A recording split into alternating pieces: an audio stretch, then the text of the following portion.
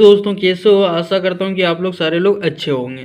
तो आज हम लोग जो है सो जानेंगे Biju Patnaik university of technology का मैथ का जो है सो सबसे हाईएस्ट वेटेज कौन सा टॉपिक से पूछा जाता है, इसके बारे में जानेंगे, जो कि बीटेक थर्ड सेमेस्टर का ये सिलेबस है। तो चलो जानते हैं।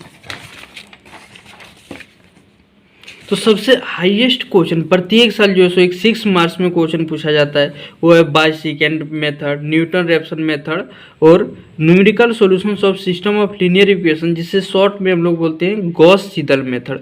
तो गॉस सीडल मेथड से जो है सो 6 मार्क्स का क्वेश्चन पूछा जाता है और कभी कभी जो है सो इससे 16 मार्क्स का भी क्वेश्चन आता है। लेकिन बाय सेकेंड मेथड और न्यूटन रैप्सन मेथड से, तो हेलो दोस्तों फिर से रिटर्न आ गए, और गॉस सीडल मेथड से जो है सो आपका 16 मार्क्स का क्वेश्चन देखने को मिलता है।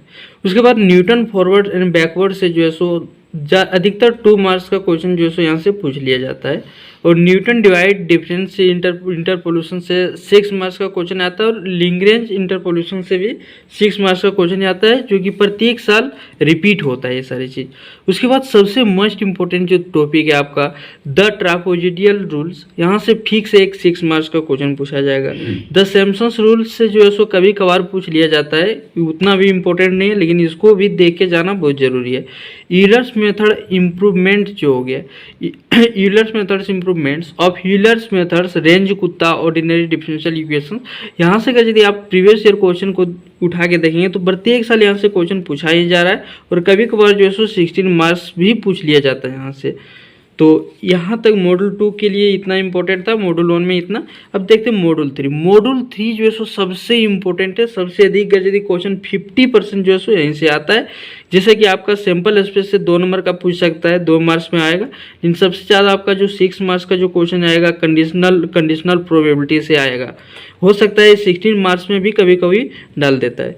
बायस थ्योरम हो गया, रैंडम वेरिएबल, यहाँ से बहुत ही इंपॉर्टेंट है, ये बहुत बार पूछा गया है। रैंडम वेरिएबल, प्रोबेबिलिटी डिस्ट्रीब्यूशंस भी पूछा गया, मीन एंड वेरिएंस मोमेंट्स, ये भी क्वेश्चन बहुत बार पूछा गया है। अब नेक्स्ट है मेरा मॉड्यूल 4। मॉड्यूल 4 में जो है सो बर्नौली स्टाइल्स वगैरह पूछ लिया जाता है कभी कभार। उसके बाद नॉर्मल डिस्ट्रीब्यूशंस भी पूछ लिया जाता है। उसके बाद मॉड्यूल 5 में जो है सो आपका कभी कभार जो है सो 16 मार्क्स में कोरिलेशंस एंड रिग्रेशन एनालिसिस से पूछा जाता है। कोरिलेशंस एंड रिग्रेशंस एनालिसिस से पूछा जाता है। उसके बाद आपका नॉर्मल डिस्ट्रीब्यूशन से हो गया, ये सारे क्वेश्चन जो है सो पूछा जाता है। फिर आपका hypothesis test for goodness of fit से भी पूछ लिया जाता है। अगर यदि